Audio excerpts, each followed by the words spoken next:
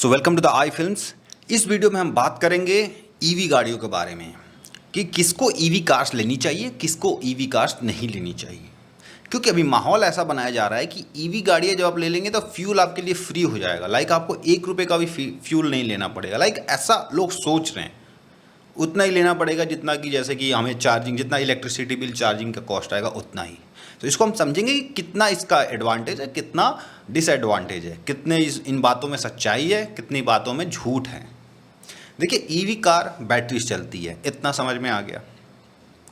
और हमें ईवी को चार्ज करना पड़ेगा रात रात में। रात को चार्ज करेंगे तभी तो सुबह चलेंगे, ठीक है। सबसे पहले उन लोगों के बारे में बात करते हैं जो लोग टावर्स पे रहते हैं। लाइक मैं टावर्स में रहता हूँ, या एनसीआर के लोग, गुड़गांव के लोग, दिल्ली, नोएडा, एनसीआर के जो भी लोग हैं, बहुत सारे लोग, मोस्टली लोग टावर्स में रहते हैं जहाँ ऊंची ऊंची इमारतें होती हैं, ठीक है। वो कैसे अपना गाड़ी चार्ज करेंगे? तो या तो पार्किंग, हर एक जहाँ जहाँ पार्किंग है सब जगह जो है चार्जिंग स्टेशंस बैठाना पड़े, ठीक है। तो चार्जिंग वहाँ पे रहेगा तो उसका अलग खर्च होगा। अब वो किस तरह से, उसका भी इकोसिस्टम अभी बना नहीं है अभी। जो लोग अभी फ़िलहाल जो है वो टावर्स में रहते हैं, उनके लिए तो एक ही ऑप्शन है, चुपचाप पेट्रोल डीजल गाड़ी खरीदो, टेंशन फ्री।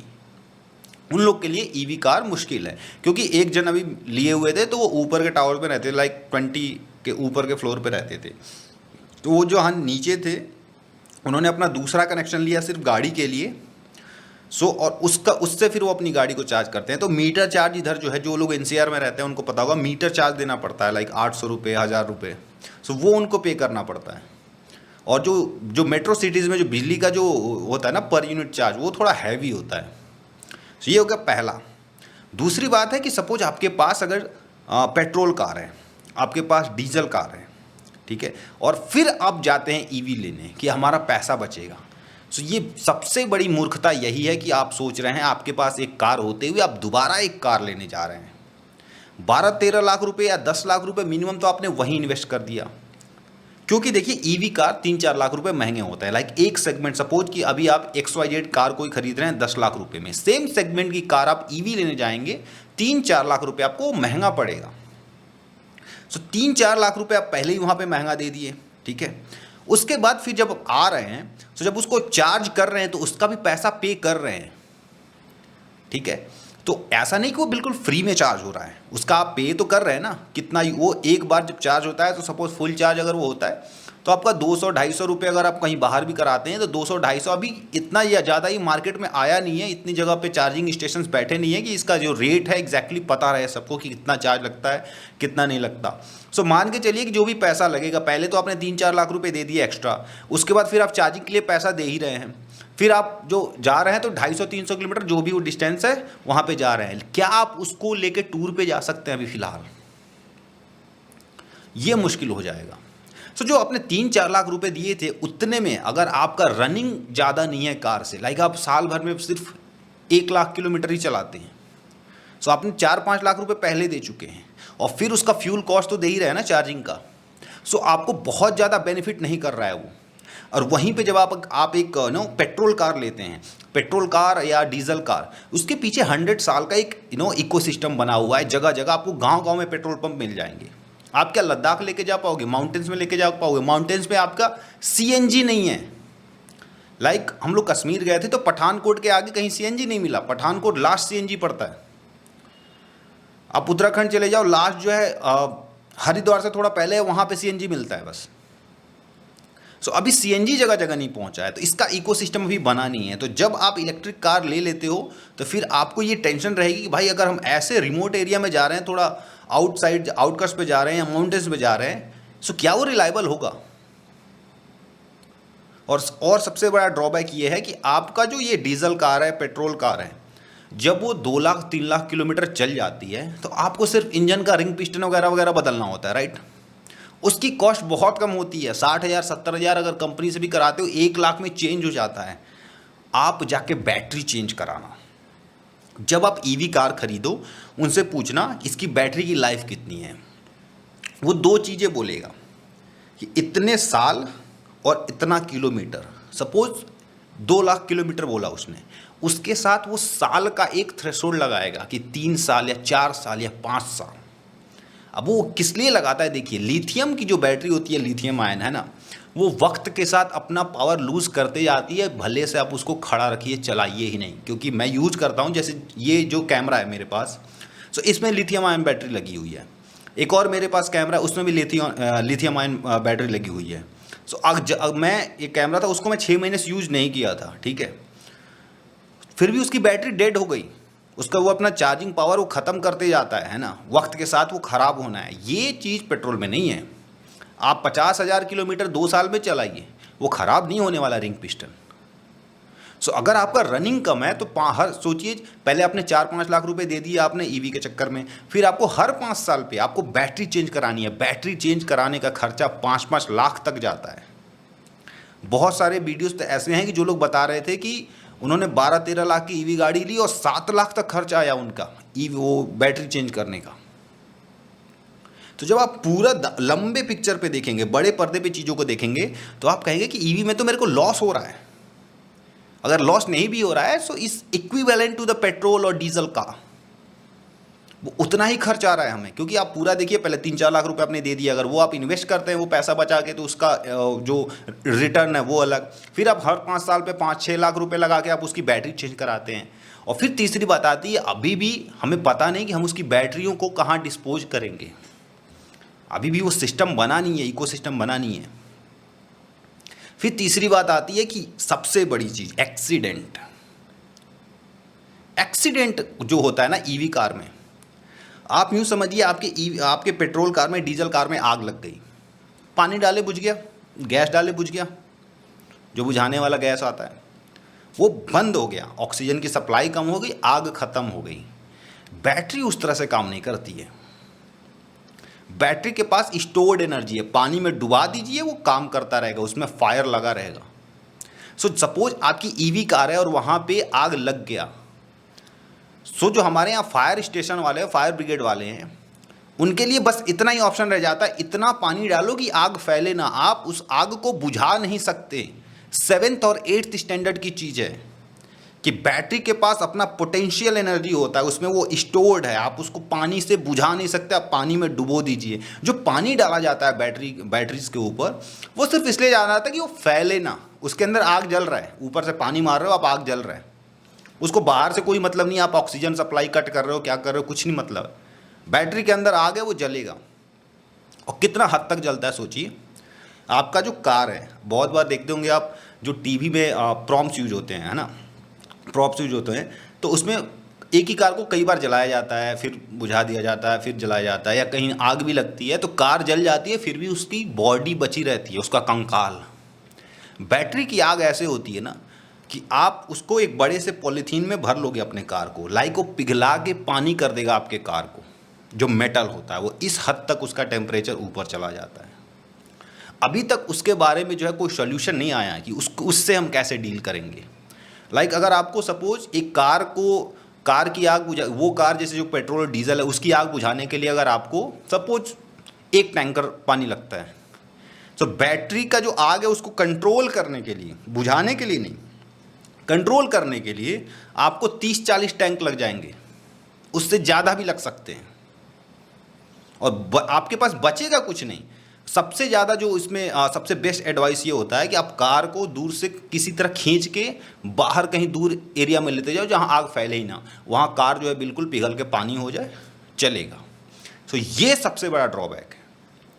सो ईवी सुन के आप ईवी के अंदर स्टॉक में इन्वेस्ट कर सकते हैं, that is a very good thing. But आंख मूंद के आपके पास already petrol car, diesel car है, उसके बावजूद आप खरीद लें ये सोच के कि आपका पैसा बहुत बचेगा। नहीं सर, आप पैसा गंवाएंगे, आप पैसा वेस्ट कर रहे हो। आपके पास अगर फर्स्ट कार अगर ईवी है, बहुत अच्छा है। अगर आपका इन्वायरमेंट अलाउ करता है आपको, अगर आप विलाज में रहते हैं, लाइक इंडिपेंडेंट हाउसेज में रहते हैं, टावर्स में रहते हैं, फिर तो बहुत दिक्कत होने वाली है। सो ये चीज़ें आपको तौलनी पड़ेंगी, तब जाके चीज़ें कीजिए। क्योंकि आप इन्वेस्टमेंट करते हैं तो कंपनीज को टाइम मिलता है चीज़ें बिल्ड करने के लिए। इसका इकोसिस्टम बिल्ड होने में टाइम लगेगा। सीएनजी का इकोसिस्टम अभी हर जगह नहीं है। आप कंपेयर कीजिए कितने पेट्रोल स्टेशन मिलेंगे, पेट्रोल या डीजल, कितने सीएनजी मिलेंगे। माउंटेन्स में तो है ही नहीं सीएनजी कहीं। सो अभी इसको इकोसिस्टम आता है तो बहुत टाइम लगने वाला है। और ये चीज़ आप अपने दिमाग से निकाल दीजिए कि ईवी कार से पोल्यूशन नहीं होता। मतलब है कौन, ये कौन कह रहा है? कोई अभी मैं एडमिनिस्ट्रेशन के तरफ से एक वीडियो मैंने देखा जो कह रहा है कि वो पेट्रोल कार और डीजल कार पे 10% पोल्यूशन टैक्स लगा रहे हैं। दैट मीन्स कि ईवी कार से पोल्यूशन नहीं होगा, ये आप कहना चाह रहे हो? मतलब कैसे ईवी कार से पोल्यूशन कैसे नहीं होता है? बस वो आपको नज़र नहीं आता है। जैसे आपका घर है, घर पे आप रह रहे हो, आपको पता नहीं था कि नीचे कब मेट्रो बन गई। सर आपको नज़र नहीं आ रहा है बट वो नीचे मेट्रो चल रही है। सो ईवी की जब माइनिंग होने लगेगी हद से ज़्यादा, जिस रेट पे पेट्रोल की डिमांड है, डीजल की डिमांड है, तो जो वो लीचिंग शुरू होगा तो आप पागल हो जाएंगे किस स्तर का पोल्यूशन होता है। क्योंकि जो हाल डीजल पेट्रोल का हुआ एक टाइम पे, तो दुनिया में ऐसा नहीं ना कि unlimited supply of lithium ion है। ये बताइए, एक ना पॉइंट पे वो भी खत्म होगा। सो आप इस तरह से ट्रीट मत करें कि हाँ ईवी कार आ गया तो पेट्रोल और diesel they would just disappear from the market और फ्रॉम द अर्थ। ऐसा कुछ नहीं होने वाला। EV will remain as an option. Petrol diesel will also remain there. इसके पीछे 150 साल का रिसर्च है इन गाड़ियों के पीछे। CNG will remain as option. क्योंकि धीरे धीरे तो आपको चीज़ें पता चलेंगी ना। जब आप ईवी कार खरीद लोगे तो यार खर्च तो उतना ही आ रहा है। जब आपको पता चलेगा तो अपने भाई यार दोस्त सबको बताओगे यार खर्च उतना ही आता है अगर कैलकुलेट करोगे तो जब खर्च उतना ही आता है तो बाय एनीथिंग। फिर बाद में जब इसका डिस्पोजल शुरू होगा, जाके आप सोचिए, तो ये जो पॉल्यूशन टैक्स बताया जा रहा था, ये एक तरह से फोर्स किया जा रहा था, एक तरह से दिमाग से मैनिपुलेट किया था, भाई हम तो पॉल्यूशन टैक्स लगाएंगे। तो अब लोगों को लगे अरे यार पॉल्यूशन टैक्स लगता है, चलो ईवी ले ले। ईवी से भी सर पॉल्यूशन हो रहा है, आपको बस नज़र नहीं आ रहा है। जो उसका जो बैटरी का वेस्ट निकलेगा, जब वो बैटरी चेंज करेगा, आप उस बताइए उसको कहाँ डिस्पोज करेंगे? Where would you throw it? तब कितना पॉल्यूशन होगा सोचिए। और जहाँ से माइनिंग हो रही है और हद से ज़्यादा माइनिंग होने लगी और वो लीचिंग शुरू हो गया, तब आप क्या करेंगे?